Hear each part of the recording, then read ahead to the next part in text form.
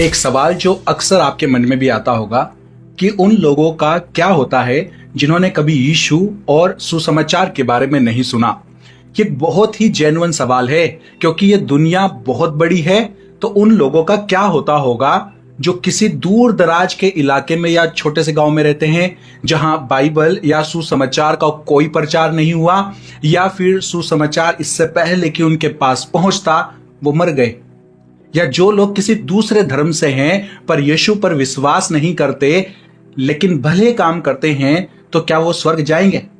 अगर स्वर्ग में जाने का एकमात्र रास्ता यीशु पर विश्वास करना है तो ये सवाल उठता है कि जिन्होंने यीशु का नाम नहीं सुना उनका क्या होगा?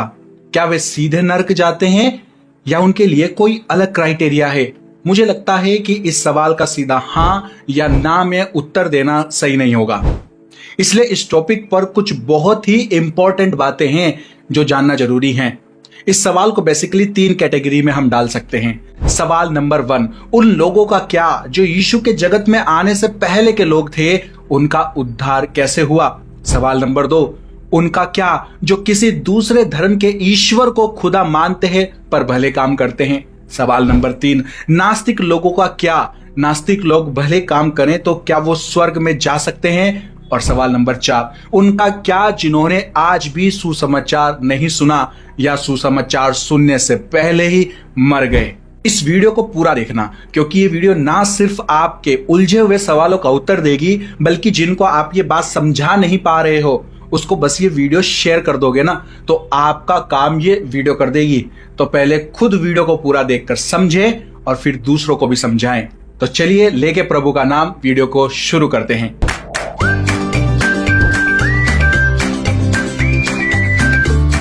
WTL जो कि एक इंडिपेंडेंट मसीह मीडिया है जहां पर आप मसीह न्यूज, बाइबल सवाल जवाब और संडे सर्विस से जुड़ सकते हैं। और अगर आप हमारी इस इंडिपेंडेंट मसीह मीडिया को सपोर्ट करना चाहते हैं तो आप हमें ज्वाइन भी कर सकते हैं या डिस्क्रिप्शन में दिए गए नंबर पर गूगल पे भी कर सकते हैं। आप जानते ही हैं कि मसीह मीडिया को कोई स्पॉन्सर या रिवेन्यू जनरेट नहीं हो पाता है। ऐसे में अगर आप चाहते हैं कि हम मसीह लोगों के लिए एक ईमानदार सेविकाई करते रहें तो आप हमारी सपोर्ट बन सकते हैं। May God bless you and your family.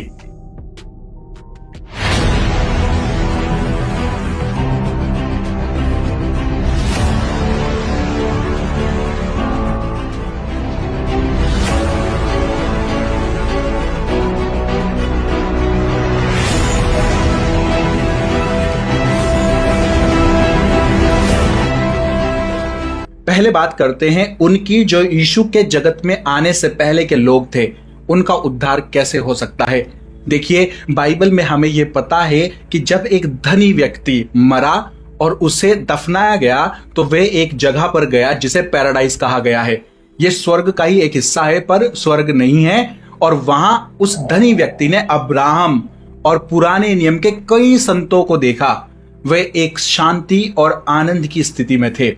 फिर जब यीशु मसीह पुनर्जीवित हुए तो वह उन सब संतों को भी अपने साथ पुनर्जीवित करके स्वर्ग में ले गए। कई लोग उन्हें उस समय यरूशलेम के शहर की सड़कों पर चलते हुए भी देख पाए थे। इससे हमें यह मालूम होता है कि वे लोग उद्धार पा चुके थे। तो सवाल यह है उन्होंने कैसे उद्धार पाया? इब्रानियों अध्याय 11 उसका 5 कहता है, विश्वास से हनोक उठा लिया गया ताकि वे मृत्यु को ना देखे और वह नहीं मिला क्योंकि परमेश्वर ने उसे उठा लिया था। उसके उठा लिए जाने से पहले उसका यह गवाही थी कि उसने परमेश्वर को प्रसन्न किया। हनोक ने उद्धार पाया।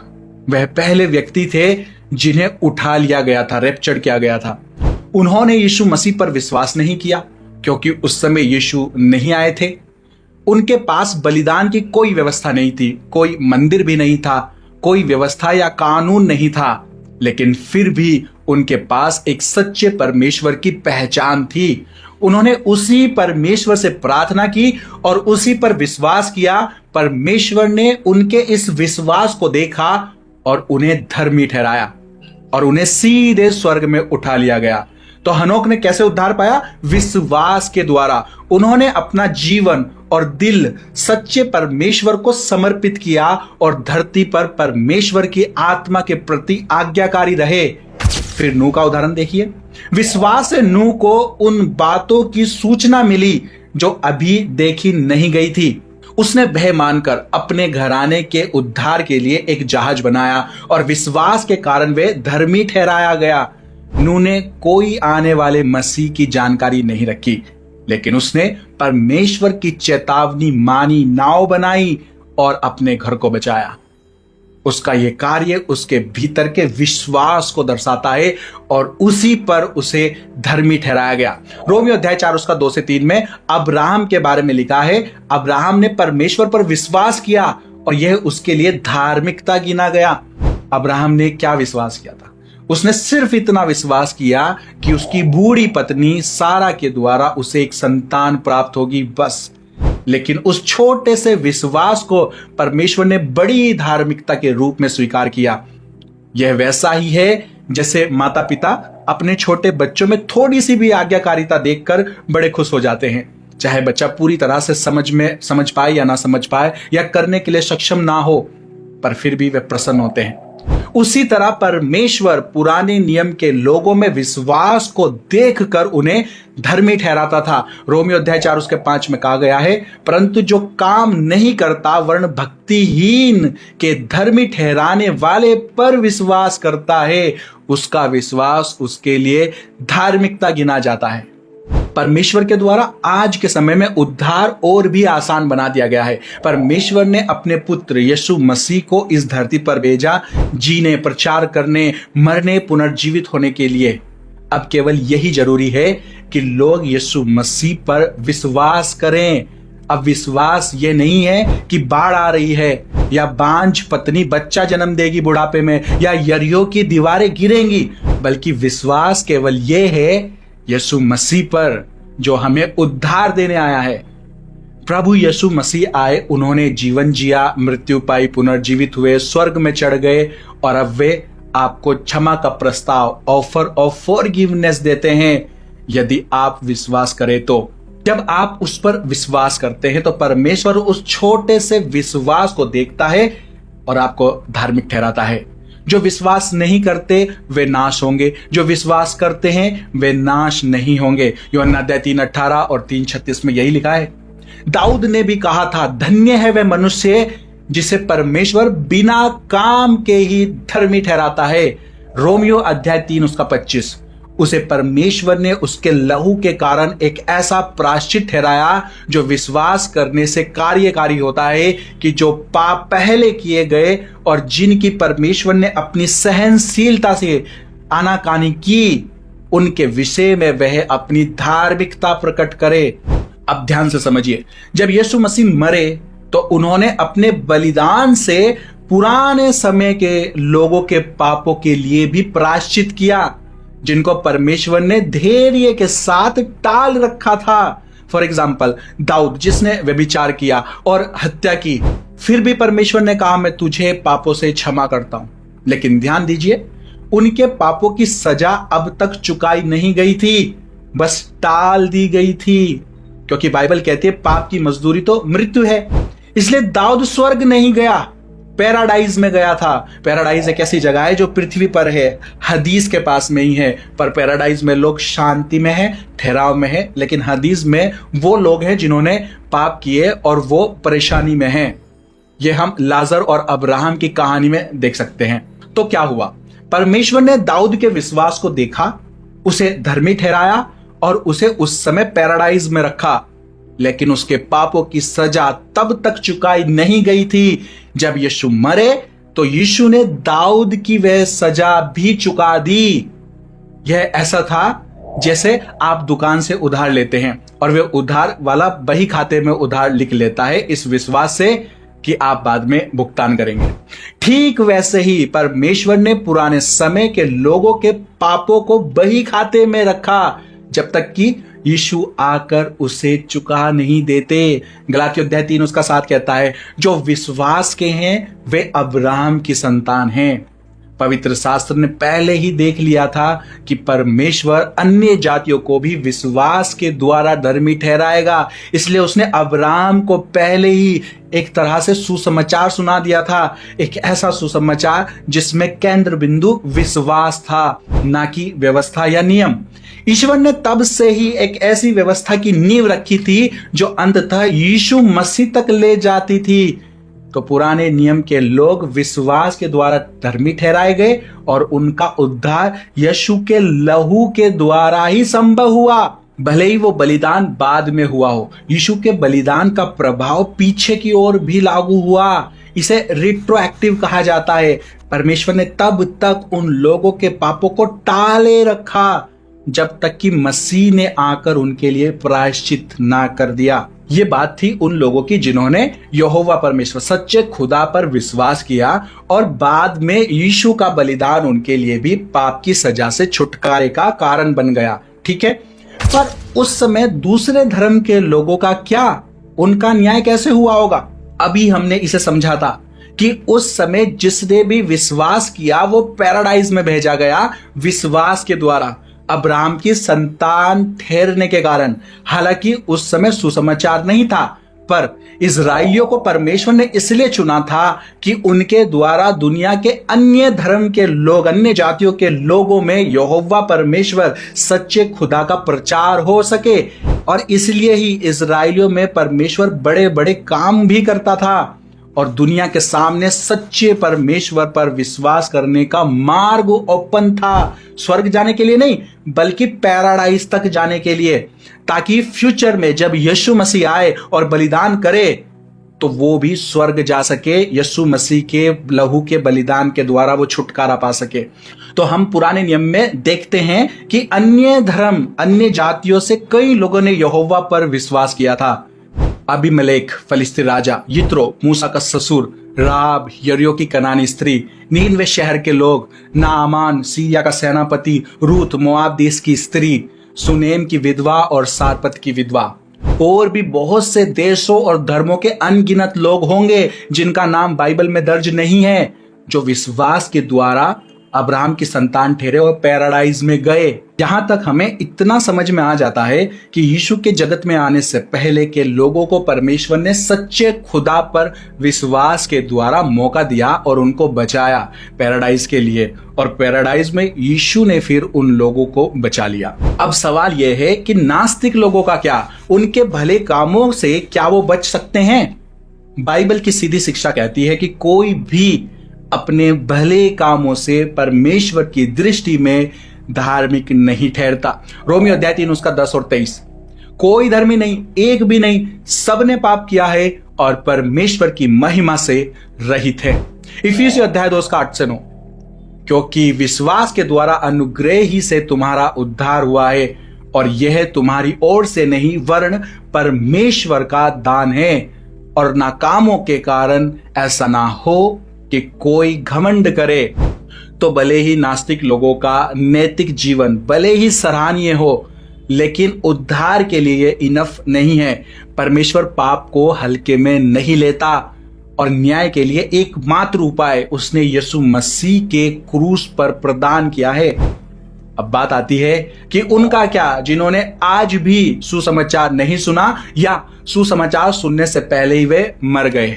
बाइबल हमें बताती है कि हर एक इंसान को परमेश्वर के बारे में कुछ ना कुछ प्रकाशन, रिवलेशन दिया गया है और वह उस ज्ञान के लिए जिम्मेदार है जितना भी वो परमेश्वर के बारे में जानता है। रोमियो अध्याय 1 उसका 20 कहता है, क्योंकि उसके अनदेखे गुण अर्थात उसकी सनातन सामर्थ और परमेश्वरत्व जगत की सृष्टि के समय से उसके कामों के द्वारा देखने में आते हैं, यहां तक कि वे निरुत्तर हैं। यहां पर संत पौलुस समझा रहे हैं कि हालांकि परमेश्वर अदृश्य है, फिर भी उसकी शक्ति और उसका स्वरूप उसके द्वारा बनाई गई सृष्टि जैसे तारे, सूरज, चांद, पर्वत, समुद्र, जीव जंतु और इंसानों के माध्यम से समझे जा सकते हैं। इन सब रचनाओं को देखकर हर इंसान के दिल में यह विचार उठता है कि यह सब अपने आप नहीं बना, कोई महान शक्ति इसके पीछे जरूर है। इसलिए बाइबल के अनुसार लोग ये बहाना नहीं बना सकते कि हमने परमेश्वर को कभी देखा नहीं या हम नहीं जानते, क्योंकि उसकी बनाई सृष्टि के जरिए वे खुद को प्रकट कर चुका है। इसका मतलब यह है कि भले ही कुछ लोगों ने यीशु का नाम नहीं सुना हो, फिर भी उनके दिलों में यह ज्ञान होता है कि कोई ईश्वर जरूर है। पौलुस कहता है कि परमेश्वर के गुण स्पष्ट रूप से दिखाई देते हैं और लोग बहाना, एक्सक्यूज नहीं बना सकते। इसलिए मैं मानता हूं कि हर व्यक्ति के जीवन में एक ऐसा समय आता है जब परमेश्वर उसके दिल से बात करता है। एक छिपी हुई बातचीत है जिसमें वह बताता है कि यह सृष्टि किसी अज्ञात शक्ति से नहीं बल्कि उसी से बनी है। इस विचार को आगे बढ़ाने के लिए आइए देखें रोमियो अध्याय 2 का 14 से 16 में। फिर जब अन्य जातीय लोग जिनके पास व्यवस्था नहीं स्वभाव ही से व्यवस्था की बातों पर चलते हैं, तो व्यवस्था उनके पास ना होने पर भी अपने लिए आप ही व्यवस्था हैं। वे व्यवस्था की बातें अपने अपने हृदयों में लिखी हुई दिखते हैं और उनके विवेक भी गवाही देते हैं और उनकी चिंताएं परस्पर दोष लगाती या उन्हें निर्दोष ठहराती हैं। जिस दिन परमेश्वर मेरे सुसमाचार के अनुसार यीशु मसीह के द्वारा मनुष्यों की गुप्त बातों का न्याय करेगा। परमेश्वर ने हर व्यक्ति को 2 तरीकों से स्वयं पर प्रकट किया है, एक सृष्टि के माध्यम से और दूसरा अंतरात्मा कॉन्साइंस के माध्यम से। लोग भले ये कहे कि हमने कभी यीशु का नाम नहीं सुना, लेकिन परमेश्वर उन्हें उनके जीवन की घटनाओं और उनके दिल की सोच के आधार पर यह दिखाएगा कि उन्होंने उसे पहचाना था या नहीं, और फिर परमेश्वर उन्हें निष्पक्ष न्याय देगा। इसका सीधा मतलब यह है कि अन्य जाति के लोगों के दिलों पर परमेश्वर ने एक अदृश्य व्यवस्था छापी हुई है और उसी व्यवस्था के कामों के द्वारा उनका न्याय भी किया जाएगा। गलातियों अध्याय 3 उसका 10 से 11। सो जितने लोग व्यवस्था के कामों पर भरोसा रखते हैं वे सब श्राप के अधीन हैं। पर यह बात प्रकट है कि व्यवस्था के द्वारा परमेश्वर के यहां कोई धर्मी नहीं ठहरता, क्योंकि धर्मी जन विश्वास से जीवित रहेगा। रोमियो अध्याय 2 उसका 12। इसलिए कि जिन्होंने बिना व्यवस्था पाए पाप किया वे बिना व्यवस्था के नाश भी होंगे, और जिन्होंने व्यवस्था पाकर पाप किया उनका दंड व्यवस्था के अनुसार होगा। ऐसे लोग जिन्होंने आज भी सुसमाचार नहीं सुना या सुसमाचार सुनने से पहले ही वो मर गए, उनके लिए दुख की बात यह है कि वो पैराडाइज नहीं जा रहे हैं, बल्कि हदीस में है जहां बेचैनी और अशांति है।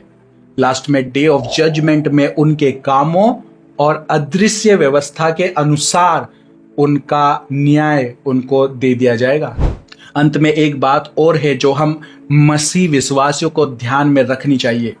हम किसी व्यक्ति के भविष्य, स्वर्ग या नरक के बारे में श्योर नहीं हो सकते। भजन संहिता अध्याय 50 उसका 6 में लिखा है, आकाश उसकी धार्मिकता को प्रकट करे क्योंकि परमेश्वर आप ही न्यायी है।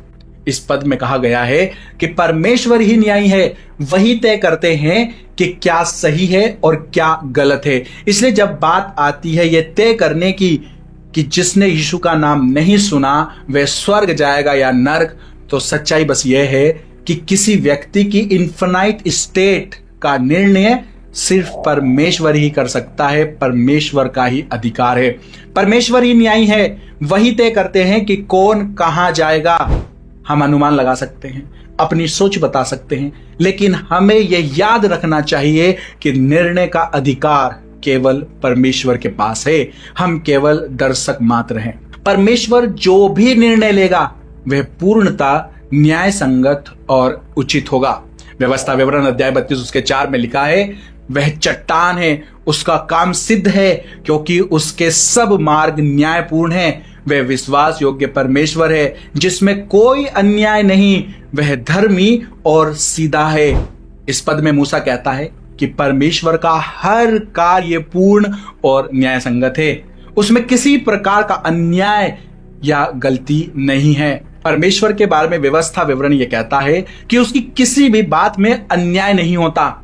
इसलिए जब न्याय का दिन आएगा और परमेश्वर ये प्रकट करेगा कि जिन लोगों ने यीशु का नाम नहीं सुना उनका क्या हुआ तो हम सब यह देखकर चकित हो जाएंगे। यह निर्णय सबसे उत्तम, न्याय संगत और उचित है। इससे बेहतर कुछ और हो ही नहीं सकता था, क्योंकि परमेश्वर के हर कार्य में कोई अन्याय नहीं होता। यह एक ऐसी बात है जिसे हम सभी सम्मान दे सकते हैं। अंत में अगर आपने कभी यह सवाल किया है कि जिन लोगों ने यीशु या सुसमाचार के बारे में कभी नहीं सुना उनका क्या होता है, तो मैं चाहता हूं कि आप ये 4 बातें याद रखें। नंबर 1, हर एक व्यक्ति को परमेश्वर के विषय में कुछ ना कुछ ज्ञान दिया गया है और वह उस ज्ञान के लिए उत्तरदायी जिम्मेदार है। नंबर 2, कुछ लोगों ने सच्चे ईश्वर पर विश्वास किया और वह उद्धार पाए। नंबर 3, हम किसी के अंतिम भविष्य के बारे में निश्चित नहीं हो सकते। और नंबर 4, जो कुछ परमेश्वर तय करेगा वह पूर्णतः न्यायपूर्ण और सही होगा। लास्ट में मैं आपसे रिक्वेस्ट करता हूं कि अपने चारों ओर के लोगों के साथ अपना विश्वास शेयर करते रहें। परमेश्वर को जानने में बहुत आनंद है। यह जानने में आशा है कि मृत्यु के बाद क्या होगा, और यह जानने में शांति है कि हमारे पाप क्षमा हो चुके हैं। तो आइए आज ही परमेश्वर का वचन फैलाएं ताकि अधिक से अधिक लोग सुन सके और बचाए जा सके। सुसमाचार शेयर करना जारी रखें। यीशु आपसे बेहद प्रेम करते हैं और मैं भी आपसे प्यार करता हूं। वीडियो अच्छी लगी तो इसे लाइक और शेयर जरूर से करना। चलिए फिर मिलते हैं हमारी नेक्स्ट वीडियो में। तब तक के लिए thank you. may God bless you and your family. Stay tuned, stay blessed. एक और बात जो मैं आपके साथ शेयर करना चाहता हूं कि हमारे जैसे चैनल्स पर YouTube एड्स का रिवेन्यू लिमिटेड कर देता है। मतलब कि एड से कोई भी खास इनकम नहीं होती है, इतनी भी नहीं कि एक्सपेंसेस भी निकाले जा सकें, और स्पॉन्सर्स हम जैसे चैनल्स को मिलते नहीं हैं। तो अगर आप चाहते हैं कि हम इसी तरह से वीडियोस को रेगुलर बना सकें और अपनी इस सेविकाई को ईमानदारी से कर पाएं, तो हमें आप मसीह भाई बहनों की सपोर्ट की जरूरत है। अगर आप हमारे इस इंडिपेंडेंट मसीह मीडिया को सपोर्ट करना चाहते हैं तो आप हमें ज्वाइन भी कर सकते हैं या डिस्क्रिप्शन में दिए गए नंबर पर गूगल पे भी कर सकते हैं। Thank you. may God bless you and your family. तो चलिए फिर मिलते हैं हमारी नेक्स्ट वीडियो में। Stay tuned, stay blessed.